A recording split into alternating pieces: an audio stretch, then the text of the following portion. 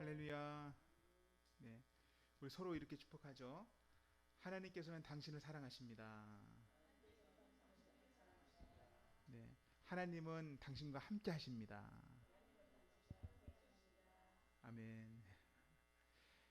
예, 오늘은 먼저 그리스도인의 자유에 대해서 생각해 봤으면 좋겠습니다. 그리스도인에게는 참된 자유가 있습니까? 자유가 있죠. 그럼 그 자유는 어디로부터의 자유입니까?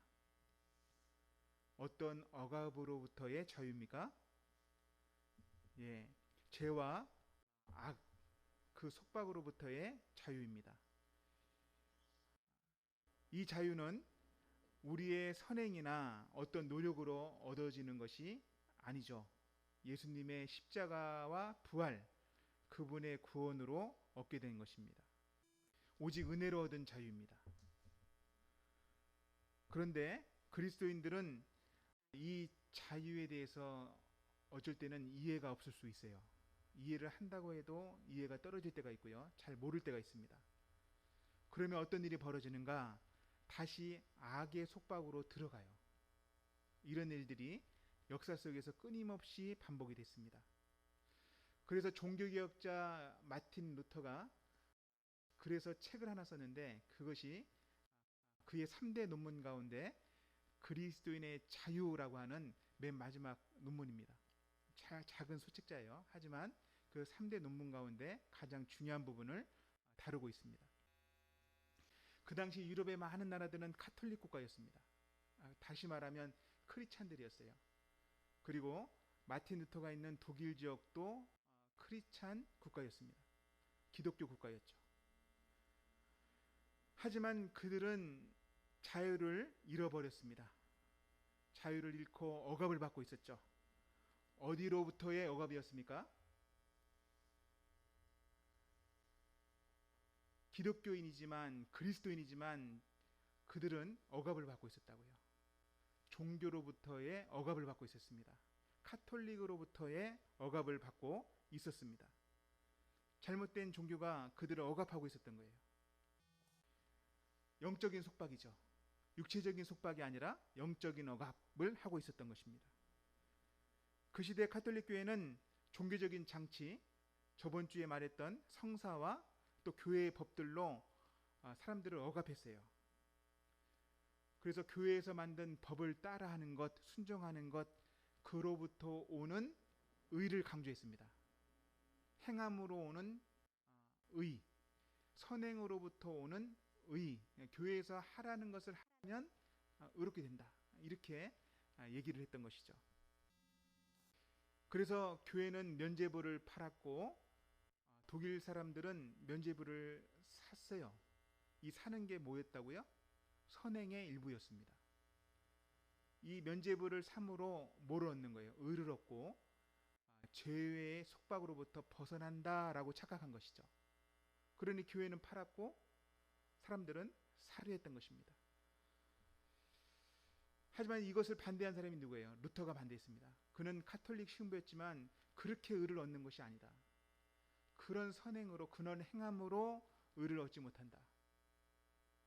의를 얻는 것은 하나님으로부터 오는 의를 얻는 것은 예수님을 믿을 때다. 그는 이 진리를 성경에서 발견합니다. 그래서 95개 조항 방법문도 써내는 것이고 다른 논문들도 써내는 것입니다. 그는 그의 논문에서 이렇게 말합니다. 그리스도인은 믿음 가운데 자신이 필요한 구원, 의, 모든 것을 가집니다. 자신을 의롭게 하기 위한 어떤 선행도 필요하지 않습니다. 단 성경이 선행을 말하는 이유는 무엇입니까? 그것은 우리에게 주어진 자유 안에서 사랑하기 때문에 하나님을 섬기고 이웃을 섬기라고 한 것입니다. 그러니까 선행은요, 전제 조건이 뭐예요? 전제 조건은 사랑하기 때문이에요. 하나님께 받은 의가 있어요. 그 은혜 때문에 사랑하기 때문에 하나님을 섬기고 또 이웃을 섬기는 것이 선행이라는 거예요. 반대로 되면 안 됩니다. 이것은 자원함으로 하는 섬김이지 구원을 위한 행동이 아닙니다. 선행은 선한 사람을 만들지 못하지만 의롭게 된 선한 사람은 선한 일을 합니다. 이렇게 주장했죠. 맞는 말입니까? 맞는 말이죠. 맞는 말이에요. 의롭게 된 선한 사람은요, 뭘 한다? 선행을 한다. 근데 선행이 뭘 만들지 못한다? 의로운 사람을 만들지 못한다. 그 당시 가톨릭 교회는 선행으로 교회에서 하라는 것을 하면 너희들이 의롭게 된다. 그러니 면죄부도 사고 교회 성사도 하고 이것저것 다 해라. 7성례를 다 해라. 이렇게 했던 것입니다. 루터의 이와 같은 글은 종교의 속박에 있었던 그리스도인들을 깨웠습니다. 종교개혁이 활발하게 일어났습니다. 결국 믿음의 자손들에게 그리스도인의 자유를 바르게 알려주는 일을 한 것이죠. 그런데 400년이 흘러서 어떤 일이 벌어집니까? 그들은 바른 그리스도인의 자유를 알았고 참된 복음을 알았지만 독일인들이 400년 후에는 다시 자기들이 알고 있는 그 자유를 스스로 반납합니다. 스스로 반납하고 또 속박으로 들어가는 사건이 벌어졌어요.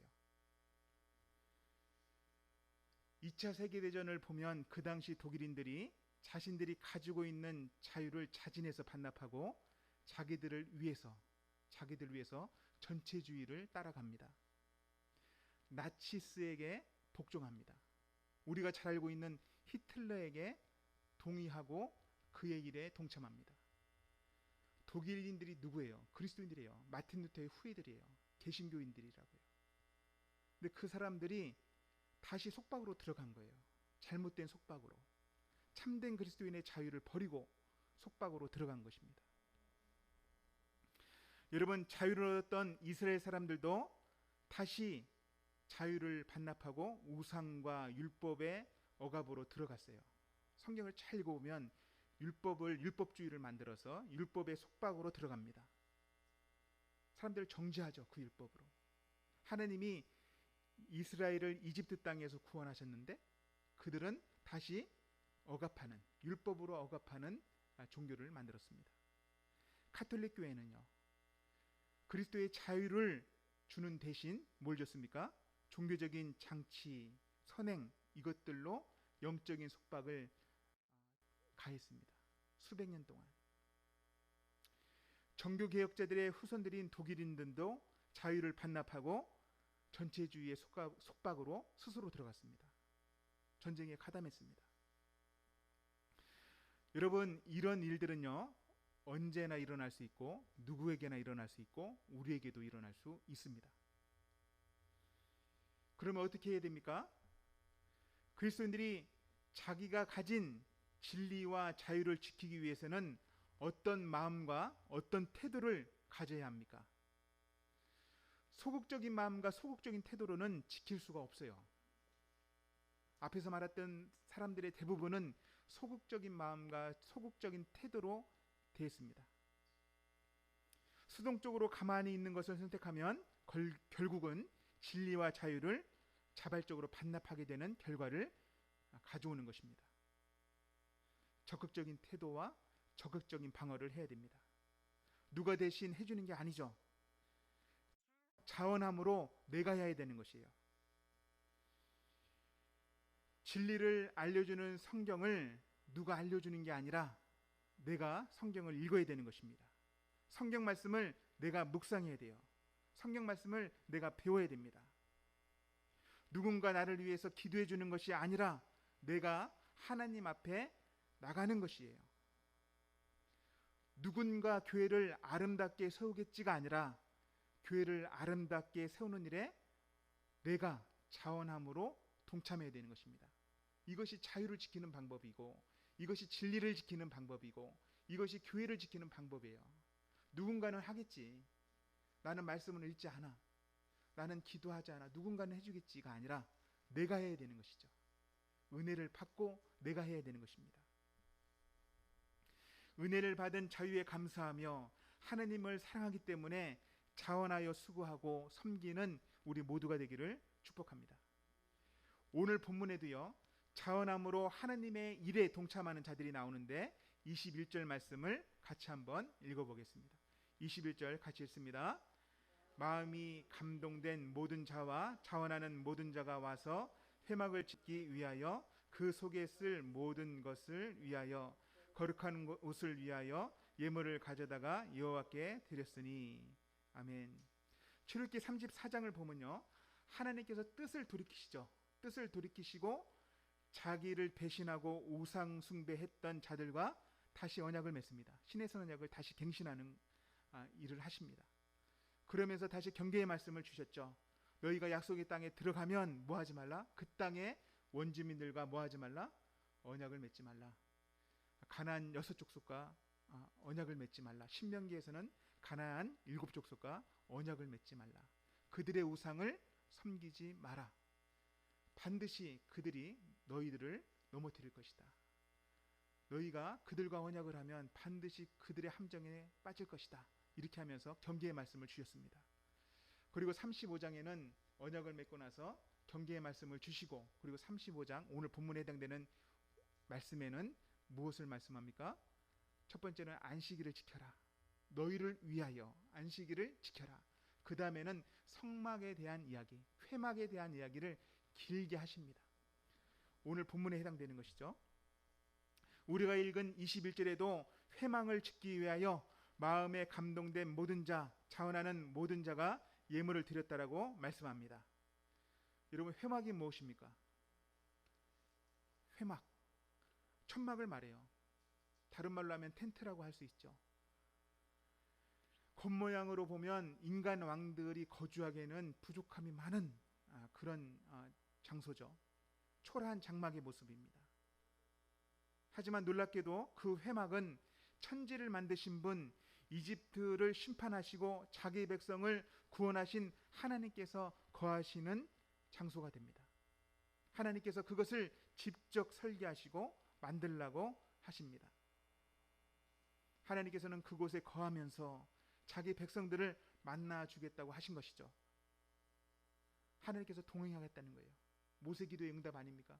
여러분, 묵상하면서 하나님께서 언제 응답해 주시나 이런 말씀 살펴보지 않았어요? 응답해 주셨어요.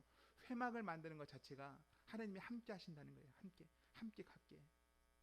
함께. 여기 21절에서 알아야 할 것이 무엇입니까? 하나님께서 이 회막을 짓는 일에 백성들이 동참하길 원했다는 거예요. 이것이 중요합니다. 회막을 짓는 일. 그리고 마음에 감동된 모든 자들이 이 회막을 짓는 일에 기꺼이 동참했다는 것을 우리는 꼭 알아야 돼요. 그들이 어떻게 자원하고 헌신했는지 22절, 24절 말씀에도 나오는데 같이 한번 읽어보겠습니다. 22절, 24절까지 읽습니다. 곧 마음에 원하는 남녀가 와서 팔찌와 귀걸이와 가락지와 목걸이와 여러 가지 금품을 가져다가 사람마다 여호와께 금예물을 드렸으며 무릇 청색, 자색, 홍색실과 가는 배실과 염소털과 붉은 물들인 순양 가죽과 해달의 가죽이 있는 자도 가져왔으며 은과 노수로 예물을 삼은 모든 자가 가져다가 여호와께 드렸으며 섬기는 일에 소용되는 조각목이 있는 모든 자는 가져왔으며 마음에 원하는 남자 여자들이 여러 가지 금 예물을 가지고 왔다. 그리고 회막에 쓰일 천과 가죽, 은과 놋, 조각목, 나무도 가지고 왔다라고 말씀합니다. 이런 것들을 가져오기를 사람들이 자원해서 했다는 것이에요. 25절, 26절에는 슬기로운 여인들이 드린 예물과 수고가 나옵니다. 25절 제가 읽어드리면 마음이 슬기로운 모든 여인은 손수 실을 빼고 그 뺀 청색, 자색, 홍색 실과 가는 배실을 가져왔으며 마음의 감동을 받아 슬기로운 모든 여인은 염소털로 실을 뽑았으며 마음의 슬기로운 여인들은 회막과 휘장 그리고 제사장 옷을 만들 천색, 자색, 홍색 실과 가는 배실을 가져왔고 실을 빼는 작업도 했다. 손수 실을 뺐다. 염소 털에서 뽑는 수고를 했다. 마음의 감동을 받아서 기꺼이 했다. 근데 지금 현재 이스라엘 백성들이 있는 상황은 일반적인 상황이 아니에요. 어디예요 지금? 광야입니다. 광야. 집이 아니에요. 광야예요. 신의 산이에요. 신의 산. 이런 것들을 하기에는 어려운 거예요. 근데 여인들이 수고해서 신의 산 앞에서 그들은 실을 뽑고 있었고 그 일을 감당했습니다. 기꺼이 했습니다. 여러분, 이 말씀을 보다가 정말 놀라운 말씀이다 이런 생각이 들었어요. 왜 그러냐면 그 시대의 여자들의 인권은 우리가 상상할 수 없는 가장 약한 인권이에요. 근데 그 여인들의 수고와 헌신을 하나님께서 받으셨다. 시를 받으셨고 그들의 수고까지 받으셨다. 이렇게 생각할 때 감동이 몰려왔습니다. 하나님께서 가난한 과부의 2렙돈을 받으신 그 하나님께서 구약에서도 여인들의 수고, 광야에 있는 여인들의 털 뽑는 수고와 털실, 그 실들을 받으셨구나. 이렇게 생각하니 감동이 오는 거예요. 하나님께서는 마음의 중심을 보시고 2렙돈이라도 정말 그것이 최선이라면 그것을 받으시는 그 하나님이 동일하시구나, 이런 생각이 들었습니다. 여러분, 27절 28절에는 모든 족장들이 드린 예물이 나오는데 함께 읽어보겠습니다. 27절 28절 같이 읽어봅니다. 모든 족장은 호마노와 및 에봇과 흉패에 물릴 보석을 가져왔으며 등불과 관유와 분향할 향에 소용되는 기름과 향품을 가져왔으니, 족장들은요 제사장 옷 어깨에 매달 호마노, 제사장 옷 어깨에는 견장처럼 보석이 달리는데 6지파의 이름이 한쪽씩 달려서 12지파의 이름이 새겨집니다.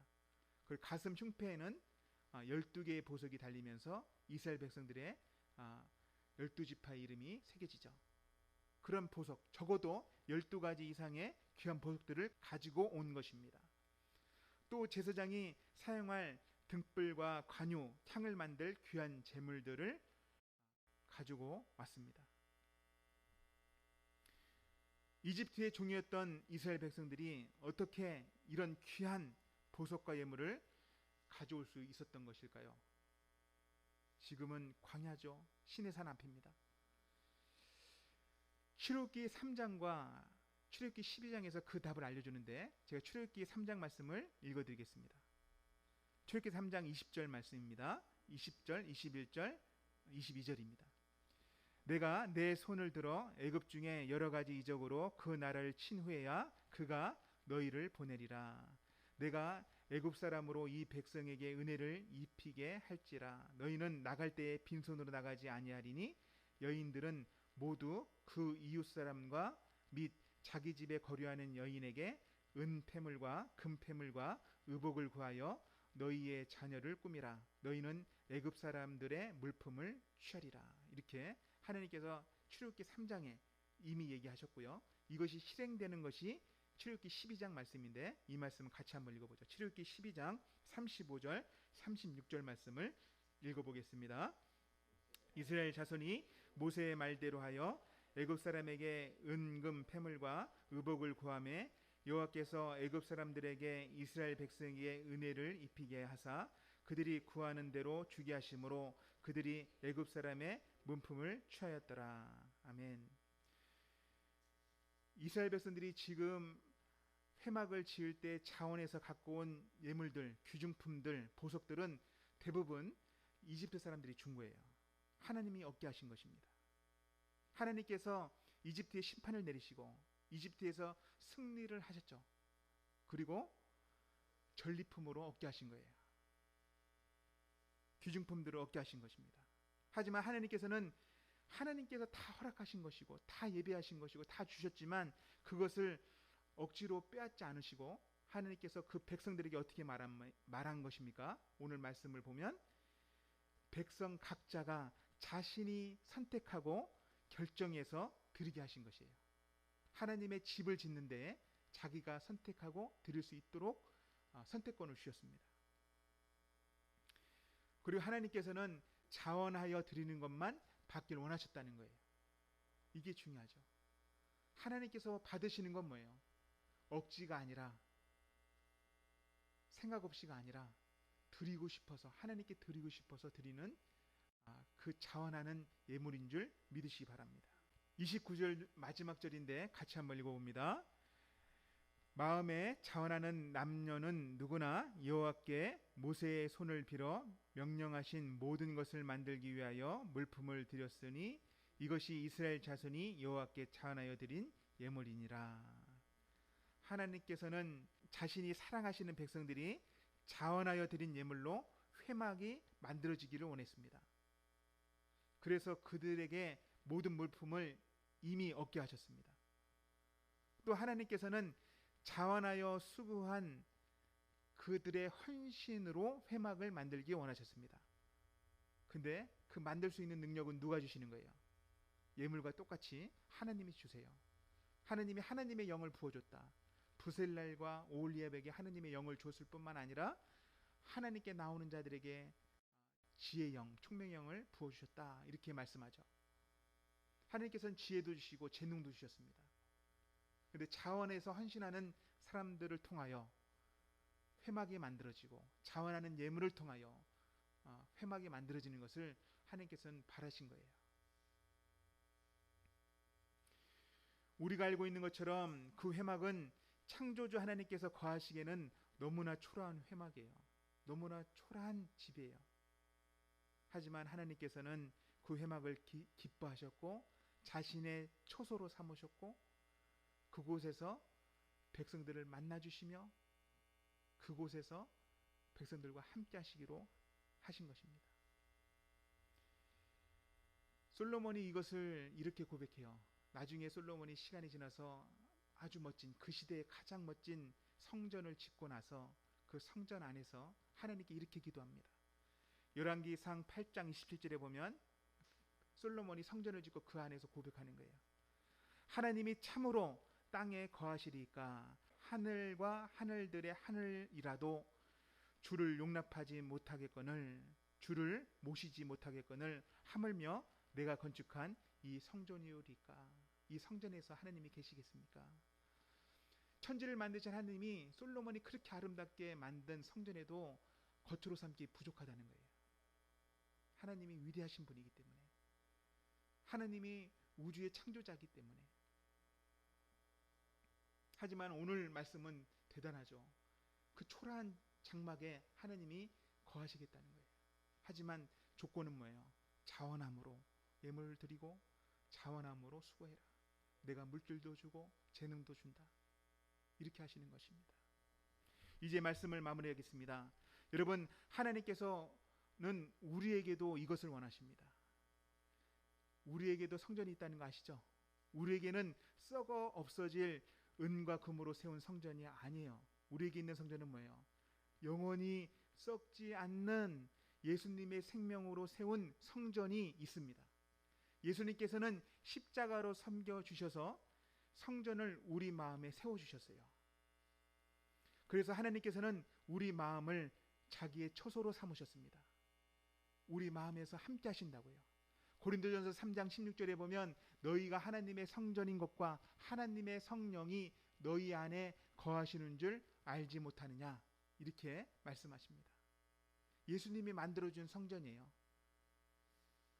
하지만 이것이 전부가 아니에요.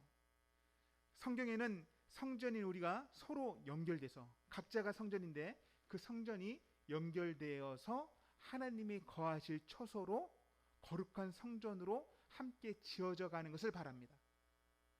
이게 중요해요. 고린도전서 3장 16절 말씀은 우리가 다 알아요. 하지만 함께 지어져 가는, 성전들이 함께 지어져 가는 것은 우리가 잘 모른단 말이에요. 에베소서 2장 21절 22절 말씀을 같이 한번 읽어보겠습니다. 같이 한번 읽어봅니다. 같이 있습니다. 그의 안에서 건물마다 서로 연결하여 주 안에서 성전이 되어가고 너희도 성령 안에서 하나님이 거하실 초소가 되기 위하여 그리스도 예수 안에서 함께 지어져 가느니라. 아멘. 하나님이 함께 하시는 주님의 몸된 교회는 함께 지어져 가는 것입니다. 내 마음이 하나님이 거하시는 성전이에요. 이걸로 끝이 아니라 우리가 함께 지어져 가는 거예요. 하나님께서는 우리 각자에게 모든 것을 주셨습니다. 성령과 지혜와 총명과 재능과 물질을 주셨습니다. 모든 것을 하나님께서 주셨지만 하나님께서 원하시는 것은 억지로 하는 것이 아니라 하나님이 거하는 초소가 되기 위하여 자원하여 헌신해서 함께 지어져 가는 것을 원하십니다. 먼저 우리 각자가 하나님의 성전으로 세워지기 위해서 자원할 것이 무엇입니까? 생각해야 돼요. 내가 자유를 포기할 것인가? 아니면 자유를 지킬 것인가? 그리스도인의 자유를 지킬 것인가? 아니면 포기할 것인가? 여러분, 내가 성전, 내 안에 있는 성전을 잘 지키기 위해서는 내가 자원할 것은 하나님 앞에 나가는 것입니다. 말씀 앞에 나가는 거예요. 내가 나가는 거예요. 내가. 누가 나가게 해주는 게 아니라 내가 나가는 것입니다. 진실한 기도로 하나님 앞에 나가는 것입니다. 자원함으로 나가는 것입니다. 하나님께서 구하시는 것은 뭐다? 상한 심령이다. 여러분, 집에서, 골방에서 하나님 앞에 나가시기 바랍니다. 가정과 삶의 터전에서, 일터에서 하나님께서 원하시는 것은 무엇일까요? 사람들을 향한 섬김일 수 있어요. 부모님을 향한 섬김일 수 있고, 부부를 섬기는 것, 자녀들을 섬기는 것, 직장의 동료들을 섬기는 일일 수 있습니다. 그 섬김이 자원하는 마음으로 섬길 때에 내 안에 하나님의 성전이 잘 지어져 가는 거예요. 우리가 주님의 몸된 교회를 세우기 위해 자원해야 할 헌신이 무엇입니까? 교회가 아름답게 세워지는 것을 기도하는 그 자원하는 헌신이 필요합니다. 하나님께서 주신 각자의 은사들로 봉사하는 섬김이 필요합니다. 복음이 힘있게 전파되도록 교육자들과 선교사님들과 협력하는 그런 자원하는 마음이 필요하고 그런 행동들이 필요하죠. 준비된 연보가 필요하고 준비된 예물이 필요합니다. 잃어버린 영혼을 향한 섬김이 필요합니다. 여러분, 그리스도인의 자유를 반납할 것입니까? 아니면 그리스도인의 자유를 지킬 것입니까? 소극적으로는, 수동적인 태도로는 지킬 수가 없다가 정답이에요. 역사를 보면, 성경을 보면 가만히 있다가 수동적으로 행하다가 다 그 자유를 반납했습니다. 우리가 이 모든 것을 자원함으로 할 때 하나님께서는 우리와 함께 하시며 그분이 거하시는 교회가 아름답게 지어질 것입니다. 교회는 하나님의 영광의 빛을 발하게 될 것을 믿으시기 바랍니다. 이 일에 자원하여 동참하는 저와 여러분이 되시기를 축복합니다.